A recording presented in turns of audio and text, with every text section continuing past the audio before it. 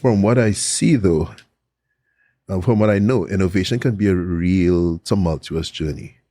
Now, I note that in the tail end of the pandemic, you guys actually ended up relocating to, I guess, a mix of Florida and Jamaica, but more so being headquartered in Jamaica.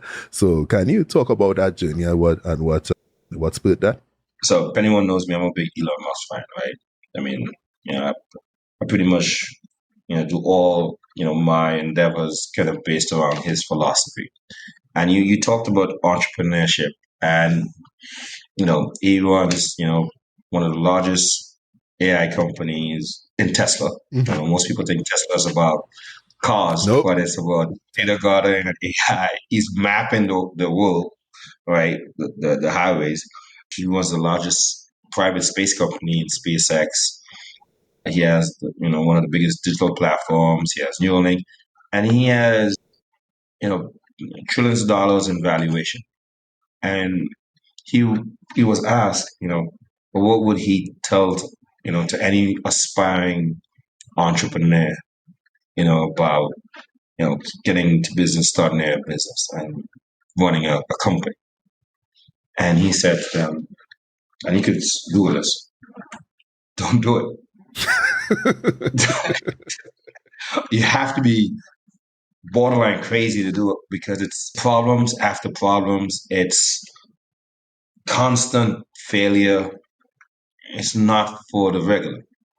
Your ability to accept that, you know, this thing is going to be a failure on top of a failure, but then one success, and then a failure is going to come right after it, and then four more failures, and then one success is pretty much, the life of any entrepreneur, right? And he would recommend, I mean, you see all the great stuff that the media puts out there, but this is his answer to this young kid who was thinking about, hey, he want to start up, he want to be like him.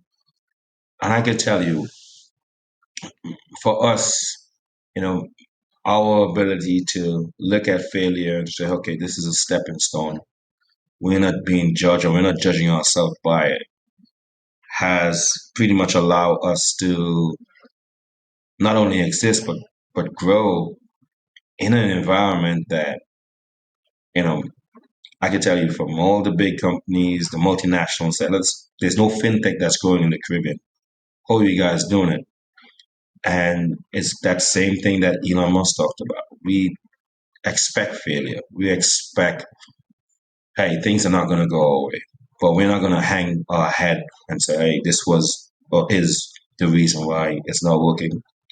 This is a reason why it can't work, but we'll have to figure out a reason around it. So in 2020, things were well at the beginning Mm-hmm. because everyone was going online, but we were limited in our growth potential, whether it be the understanding of the space by, you know, the regulatory bodies or understanding the space by, you know, government organizations.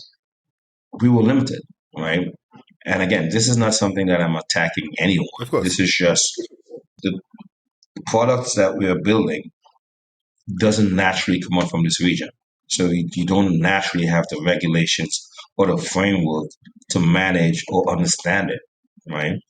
So, you would, be lumped into, groups of services that you don't provide, but you're lumped into that group because that's what they understand.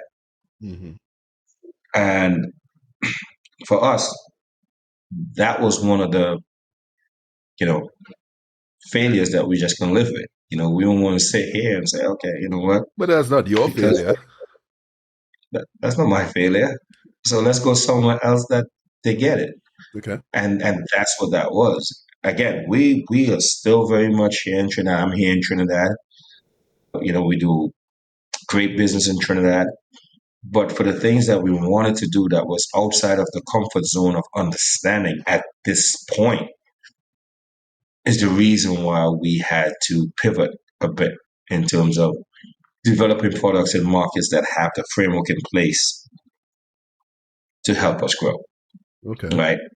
We have perfected it in some of those markets, and now we're bringing it back home and having those conversations with the relative stakeholders so that they can now see how they can benefit from it within, regulatory and, business framework.